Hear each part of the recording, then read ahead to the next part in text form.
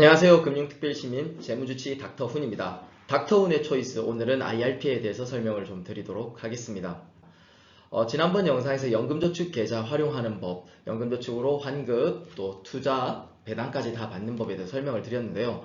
많은 분들이 또 IRP에 대해서도 설명을 좀 해달라, 요즘에 많이 권유를 받는데 과연 해도 되느냐, 이런 질문들을 많이 해주셨어요. 그래서 제가 과연 닥터훈이라면 IRP를 할까, 아니면 하면 어떻게 또 투자를 할까, 이 관점에서 설명을 좀 드리도록 하겠습니다.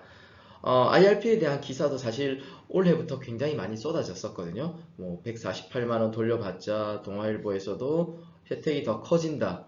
그리고 뭐 13번째 월급 148만원 받는 법, 이렇게 뭐 많은 언론 매체에서 다루었었거든요. 실제로 지난번에 잠깐 설명드린 것처럼 IRP에 대한 혜택들도 많이 커졌기 때문에 이런 기사들이 많이 나오는 거 아닌가 싶습니다. 좀 구체적으로 공식 자료 설명을 드리면요. 올해 2023년 1월 1일부터 실제로 확대가 됐어요. IRP만 하더라도 900만원까지 세액공제 대상이 되는 걸로 확대가 됐었거든요.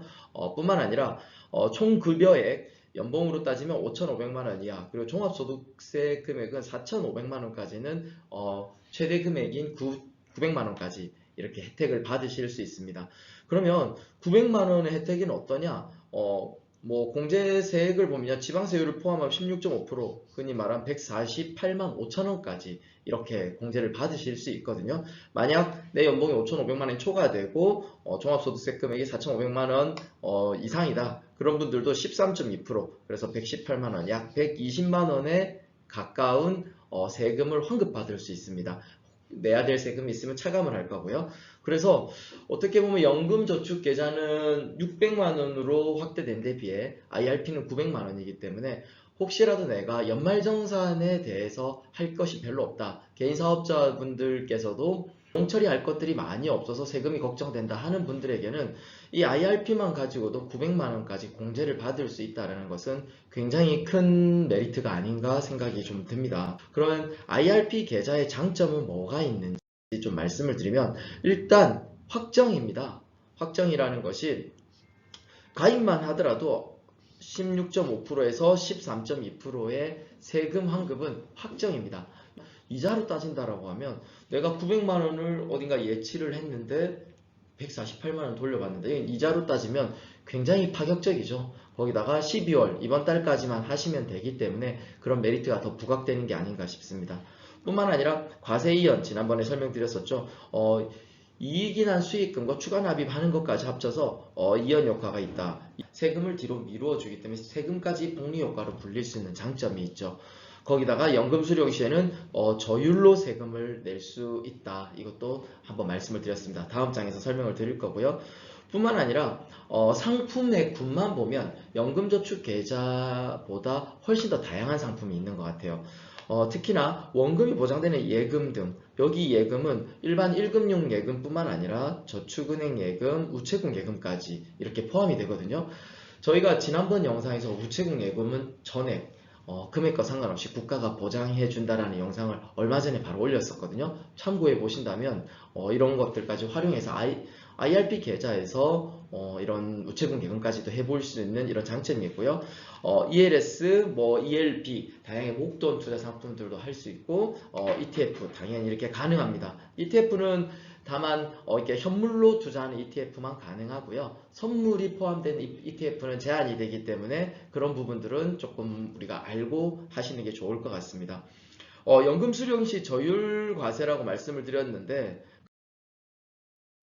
55세에서 69세까지는 5.5%고요. 70세에서 79세까지는 4.4%, 80세 이상에서는 3.3%이기 때문에 흔히들 말하는 이자소득세와 배당소득세와 비교한다면 굉장히 낮은 세금을 내는 거라고 말씀을 드릴 수 있을 것 같고요. 이런 부분들이 연금저축계좌하고 비슷한 장점이 있기 때문에 이 내용들은 간단하게 설명을 드리도록 하겠습니다. 그럼 지난번 연금저축 계좌에서도 의외로 많은 사람들이 답답해하고 왜 안 좋아하느냐 이런 말씀을 좀 드렸었거든요. 그럼 IRP 계좌는 왜 안 좋아할까? 그러니까 뭐 싫어하는 게 아니에요. 좀 이렇게 안 좋아하는 이유들, 답답한 이유들이 있기 때문에 그런 부분들을 좀 설명을 드려보겠습니다. 역시나 마찬가지로 장기입니다. 장기 투자. 최소 5년 이상 납부를 해야 되고 55세 이상부터 10년 이상 연금을 수령해야 아까 저율 과세 또 세액공제 이런 혜택을 온전히 다 받아보실 수 있을 것 같거든요. 그리고 IRP는 좀 이렇게 강제성이 연금저축계좌보다는 조금 더 이렇게 타이트한 것 같아요. 중도인출이 어렵습니다. 법적인 조건이 필요하다고 이렇게 나와 있는데요. 이 IRP 중도인출 조건의 법적인 조건은요, 뭐 6개월 이상 요양의료비, 본인 가입자 또는 직계 가족도 가능합니다. 개인회생 또는 파산, 천재지변, 무주택자의 첫 주택 구입입니다. 그리고 전세 보증금, 사회적 재난 이런 6가지 항목에 대해서만 어떻게 보면 중도인출이 법적으로 가능하다라고 나와 있거든요. 뿐만 아니라 제한점이 있습니다. 내가 납입했던 돈의 70%까지만 이렇게 투자 상품으로 운용을 할 수 있습니다. 30%는 원금이 보장되는 현금성 자산에 넣어야 되거든요. 그렇게 따지면 900만 원이라 하더라도 70%면 630만 원. 그래서 거의 연금저축 계좌와 이 한도가 비슷하기 때문에 저도 연금저축 계좌를 얘기를 좀 많이 드렸었던 것 같거든요. 그리고 대출은 또 거의 안 됩니다. 거의 안 된다라고 보기 때문에 이렇게 제한점들이 좀 많지 않나 이런 거 참고해 보시면 좋을 것 같습니다.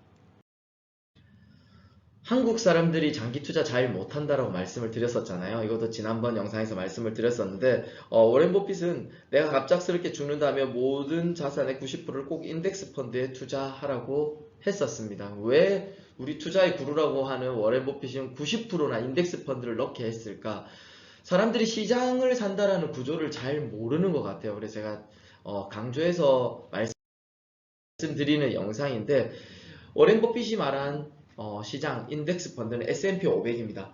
상위 500개 어떻게 보면 이 똘똘한 시장을 한꺼번에 사는 거거든요. 이 500개의 시장을 내가 사면 어떤 효과가 있냐면 시장을 산다는 거를 보통 투자자분들이 되게 답답해하고 너무 보수적인 거 아니냐 이렇게 생각을 하거든요. 하지만 이런 장점이 있습니다. 새로운 회사가 만약에 이렇게 들어가게 되면요.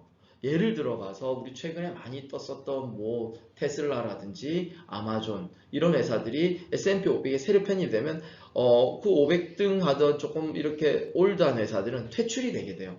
그러면 S&P 500 이렇게 지수를 산다라는 것, 시장을 산다라는 것은 내가 이것만 꾸준히 매수해도 계속해서 가장 똑똑한, 가장 일 잘하는 500개 회사를 사는 시스템이 되거든요. 그래서 이런 어떻게 보면 워렌 버핏도 시장을 산다라는 거에 대해서 강조를 많이 했었었고요. S&P 500뿐만 아니라 지난번에도 설명드렸었는데 요즘에 아주 핫한 SCHD, 흔히 슈드라고 불리는 ETF들 뭐 모르면 간첩이라고 했었죠. 지금 지난번 영상에서 제가 좀 업데이트해서 어제 날짜로 슈드의 상위 탑 10 주식 비율을 좀 봤는데요. 버라이즌, 암젠, 브로드컴, 코카콜라, 에브비, 펩시코, 머크, 홈디포, 블랙락 투자자산운용사죠. 지난번 영상하고 보니까 두 가지가 좀 다른 것 같아요. 이렇게 시스코는 빠졌었고요. 블랙락과 이런 암젠이 또 화이자 대신해서 들어갔는데 이렇게 계속해서 업데이트해서 가장 똑똑하게 일 잘하는 ETF들에 투자를 해보면 어떻게 보면 연금저축계좌뿐만 아니라 IRP도 굉장히 메리트가 있을 수 있다라고 생각을 하거든요. 그리고 지난번 영상을 올리니까 제가 이렇게 나스닥 ETF, 워렌 버핏이 투자했던 이런 S&P 500뿐만 아니라 좀 더 IT 기업을 좋아한다면 나스닥 100개에 투자하면 좀 더 한국 사람들의 성향에 잘 맞지 않을까 해서 나스닥 ETF의 수수료를 다 제가 비교해 드렸죠. 타이거, 미래에셋을 운용하는 0.7, 0.07, 코덱스 0.05, 에이스, 이게 한국투자에서 운용하죠. 0.07, 그리고 KB자산운용사는 KB스타 0.021.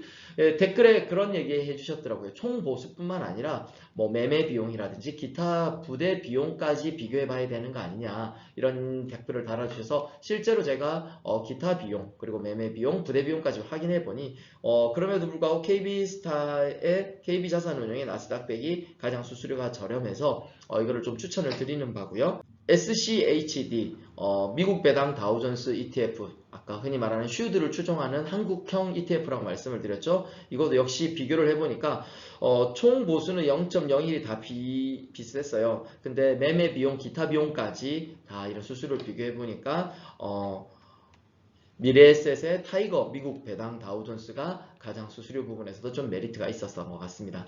그래서 오늘은 IRP 투자를 어떻게 해야 되는지에 대해서 설명을 좀 드려봤는데요. 연금저축하고 거의 대부분 비슷하지만 몇 가지는 좀 제한점도 있고 몇 가지 또 장점이 있어서 맞는 분들, 특히나 올해 연말정산, 세액공제 연말정산 준비하셔야 되는 분들에게는 900만 원이란 큰 한도는 굉장히 큰 메리트로 다가올 수 있을 것 같습니다. 정리해보면 IRP 계좌에서는 투자는 70%까지 할 수 있고요.